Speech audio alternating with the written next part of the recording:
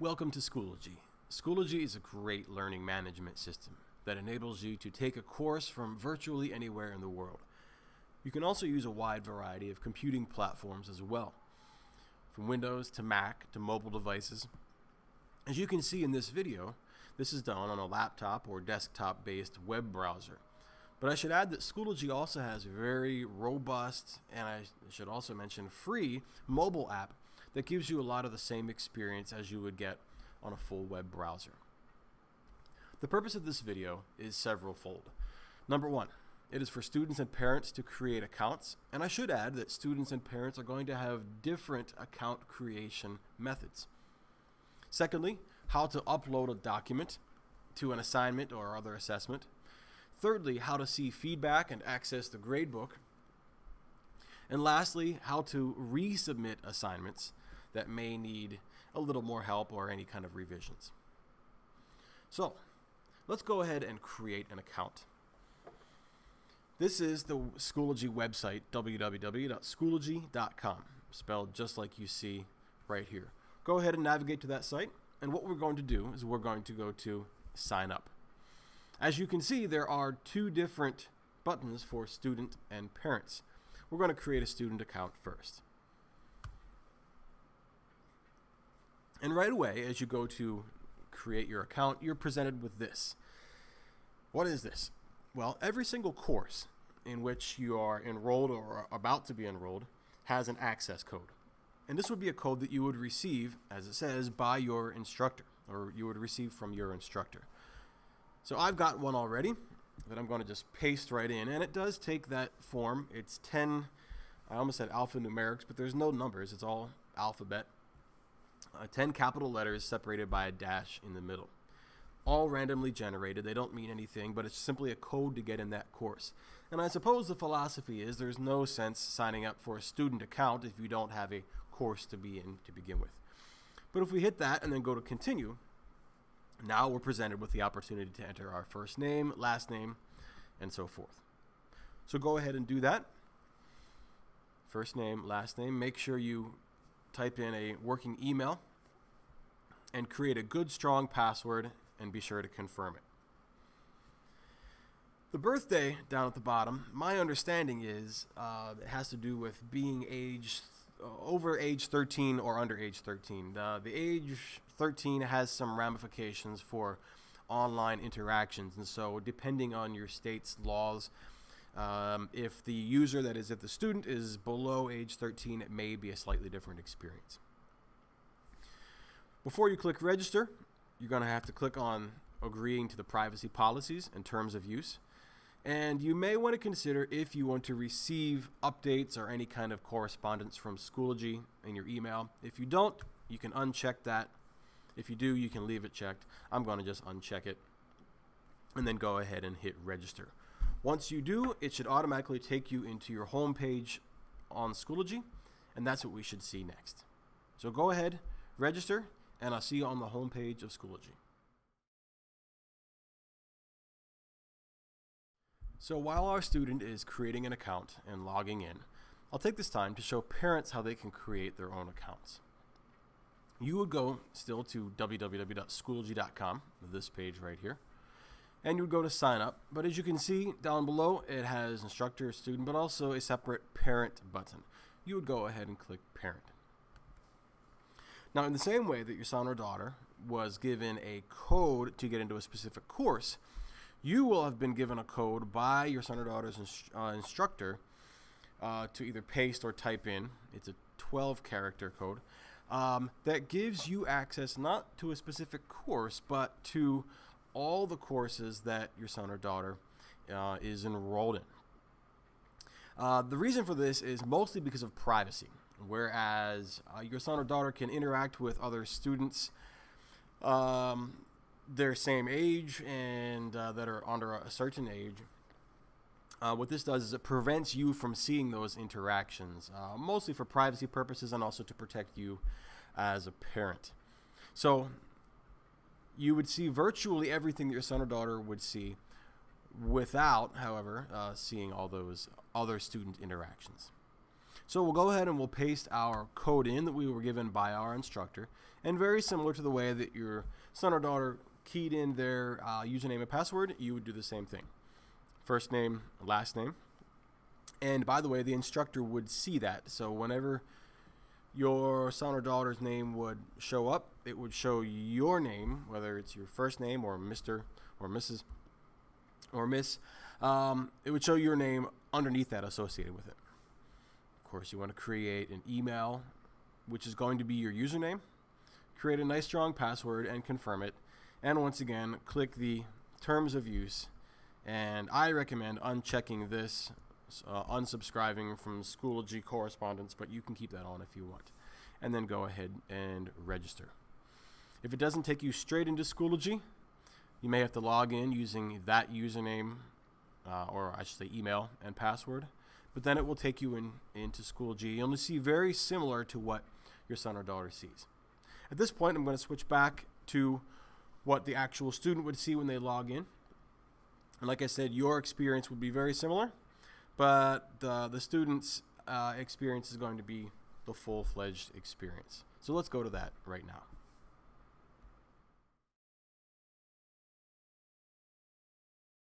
So here we are on the home screen of Schoology. As you can see across the top, there are 4 tabs: Home, which is where we're at, Courses, which I'll show you next, and then Groups and Resources, which I'm not going to cover in this video. We're going to go to Courses in just a second, but the home screen, which by default is where you land, basically shows you all kinds of correspondence that take place across all of your courses. So you may have a note from a teacher or a little message from one course and then another listed below. So all of your courses are kind of condensed into this home screen list right here. Over on the far right hand side, oftentimes it takes the form of a column, but it's just a small box right now, but it shows you things that are upcoming, assignments that are upcoming. And we do have an assignment already for our Math 101 course that is going to be due at 11:59 p.m. on May 25th. So anything that is going to be coming up soon, due soon, is going to show right there, and it's going to be found on your home screen. All right, but let's be a little more specific and actually go into that course, and we'll see where this assignment is actually posted. So if you go to Courses, our second tab at the top, and drop that down, as that little arrow would indicate, you'll see whatever courses you as a student are logged in. You can join other courses. If you go to Join, and then it will prompt you to enter another access code like you did when you created an account. But we're not going to do that right now. Oops. We're going to just go to an existing course that we are already in, and that's Math 101. So now we are in, specifically, Math 101 Section 1. Oftentimes there might be a course logo right here, or a little bit more details. For purposes of training, this is a little bit sparse, but we do have one folder in this course, and it's called Math Intro.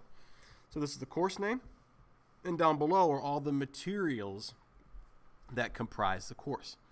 Now you can see what's in this folder by clicking on it, which we'll do in a second, but you can also drop down this little arrow right here, and it would list all the things that are in the folder. At this point, we only have one item.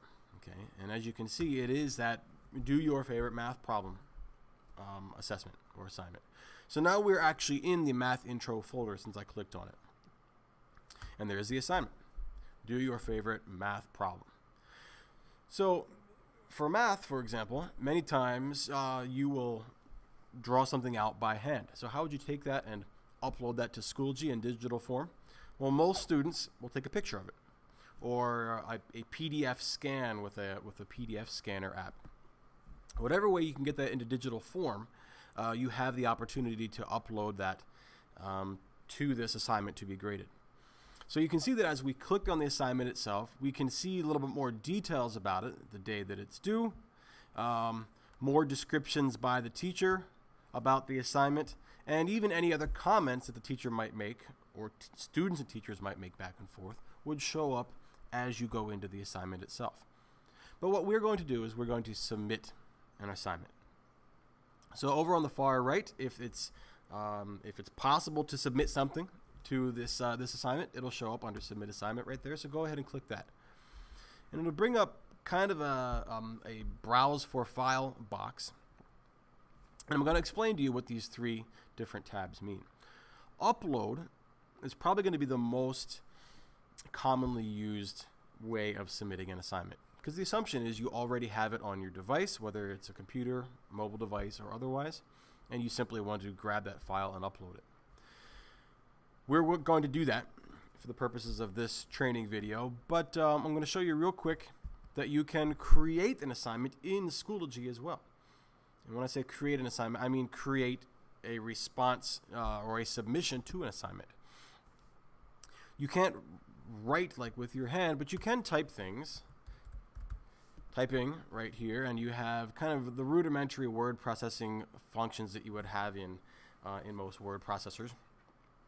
So you don't have to have the file pre-existing. You can simply type it up in Schoology if, let's say, it's a report or something like that. But in most cases, I think students will have it on their computer and ready to upload. The last tab, Resources, refers to kind of a repository of files and various different, like the name suggests, resources that exist on Schoology. It might be something that was shared between students or shared between a teacher and a student, and they actually exist on Schoology. That's what resources means. Every student and teacher has them. But again, the assumption is that it already exists right there. And so here's where you would go to find it and then submit that. We're simply going to go to Upload. So I'm going to go back to the first tab right here. So it may not be very obvious, but right here, this icon, it says File, is where you would go to find your file that you want to upload. My file is called Image 0339 JPEG. It's a regular JPEG image of a math problem that I did. I'm going to choose that, and that's going to be uploaded to Schoology. And now that it says complete, tells me that it is actually on Schoology now, ready to be submitted with the assignment. You can add any kind of comments or notes with it as you see fit.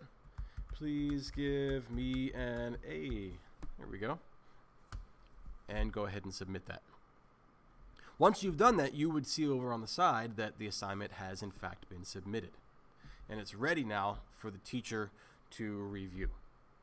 So let's see what happens when the teacher gives our grade to our assignment.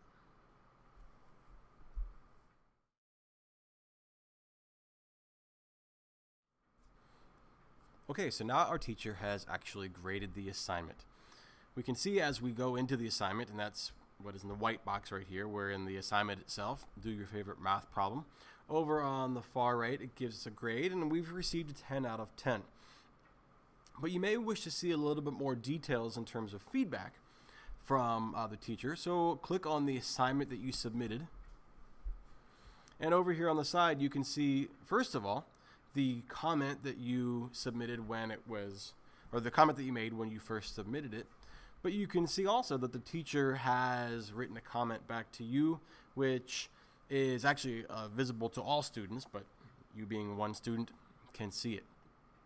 So this is what you uploaded. There are some annotation options for the teacher, and so you may even see your image right here marked up, maybe with circles and arrows or that kind of thing.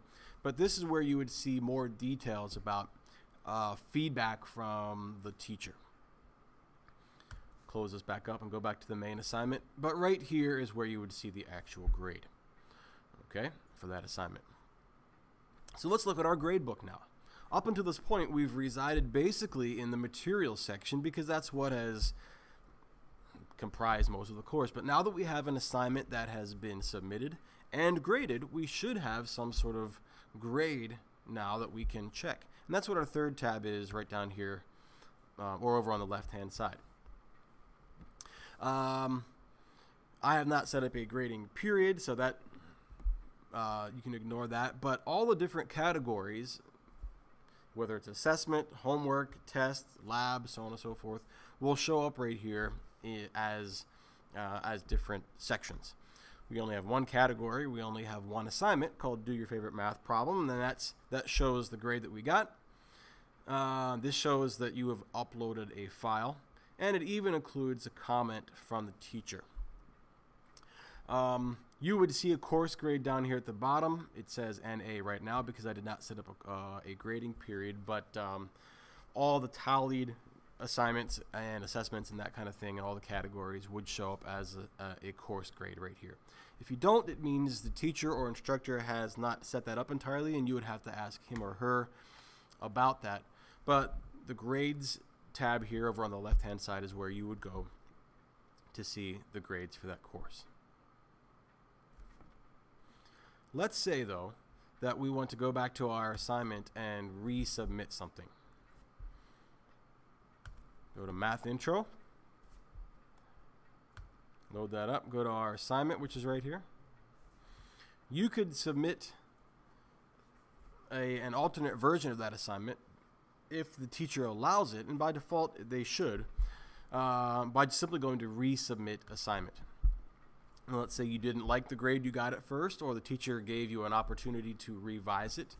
You would simply upload it again, or create it again, or go to your resources again, and then resubmit that again. And you would have, it would say revision, this would say revision 1, and then the second one would say revision 2. And that would also prompt the teacher to grade that again. And that would become either the new grade, or depending on how they've set it up, it could be the average of the 2 grades, or however many revisions there are, or it could be the most recent grade. It would certainly depend on the teacher, the way they've set it up. But that's how you would resubmit an assignment. So we've gone through how to create an account for a student and for a parent, how to upload a document to an assignment or an assessment, how to read feedback that the teacher may give, whether in the form of feedback on a specific assignment or feedback to the entire class, how to access the gradebook, and how to re-upload an assignment or resubmit an assignment for grading again. Thank you for following along. I hope that has been helpful.